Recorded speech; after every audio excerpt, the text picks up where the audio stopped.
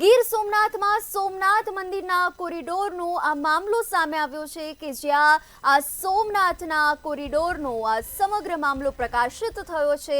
ત્યારે ગીર સોમનાથના આ મુખ્યમંત્રીએ હિત રક્ષક સમિતિની સાથે આ બેઠક પણ કરી છે। ગીર સોમનાથમાં મુખ્યમંત્રીએ હિત રક્ષકની સાથે આ બેઠક કરી કે જ્યાં પ્રભાવિત વિસ્તારના લોકોએ આ બનાવેલી સમિતિની સાથે આ મહત્વપૂર્ણ બેઠક યોજવામાં આવી। આ બેઠક બાદ સીએમએ હિત રક્ષક સમિતિને આવેદન પણ આપ્યું। મુખ્યમંત્રીએ સમિતિને આ મામલે શાંતિથી વિચારવા અંગે પણ જણાવ્યું હતું।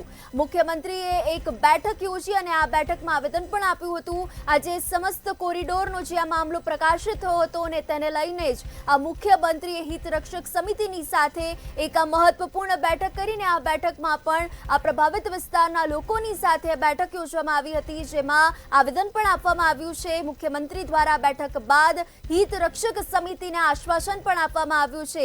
આજે સમસ્ત કોરિડોરનો મામલો જે સામે આવ્યો હતો અને તેને લઈને મુખ્યમંત્રી ભૂપેન્દ્રભાઈ પટેલે એમની અધ્યક્ષતાએ આ બેઠક યોજવામાં આવી હતી અને આ બેઠકમાં મહત્વપૂર્ણ રીતે વાત કરવામાં આવી, આશ્વાસન પણ આપવામાં આવ્યું। જે પ્રભાવિત વિસ્તારો હતા એ પ્રભાવિત વિસ્તારમાં આજે હિત રક્ષક સમિતિની સાથે બેઠક યોજાઈ।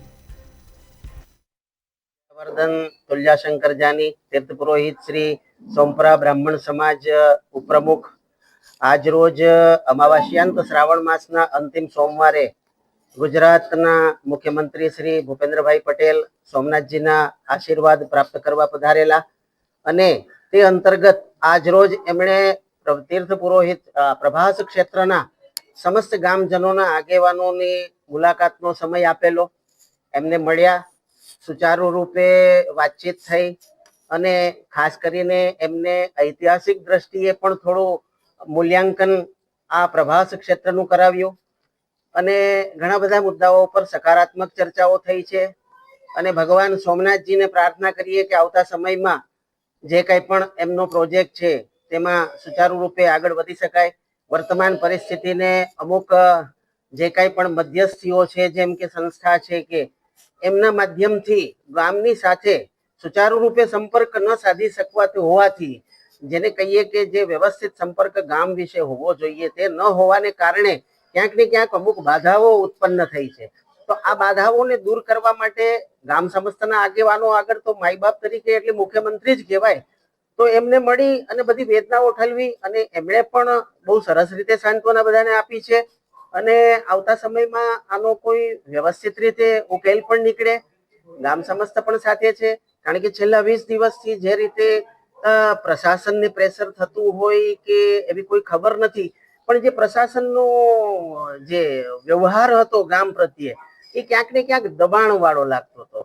હવે આ બધી પ્રશ્નો જે થતા હતા તો એના માટે આજે બાંહેધરી આપી છે કે મંત્રીશ્રીએ ખાતરી આપી છે કે તમે કોઈ ગભરાશો નહીં, શાંતિથી અમે આગળ વધીએ છીએ, તમે આપણે સાથે રહી બધી ને આગળનો જે કાર્યક્રમો છે એમાં આપણે બધી સાથે રહીને કરશું। તો મુખ્યમંત્રીને મળ્યા છો, કોરિડોર મુદ્દે શું કીધું? કોરિડોર વિશે ચર્ચાઓ કરી। કોરિડોરમાં લોકોનો બે પ્રશ્ન હતા કે ભાઈ કોરિડોર બનાવવો હોય તો અમને જેમ સોમનાથ ટ્રસ્ટ આ દુકાનો હરાજી કરીને વેચે છે તો એમની પાસે જગ્યા છે તો અમને બીજી વૈકલ્પિક જગ્યા આપો જે પાટણની અંદર હોય ને એમની પાસે જગ્યા છે તો અમે જગ્યાની માગણી કરી છે એમની પાસે। અને બીજી વાત રહી કે જો આ જ રીતે છે અને એમને પોતે ખાતરી આપી છે કે ના અમે આમાં વિચારશું।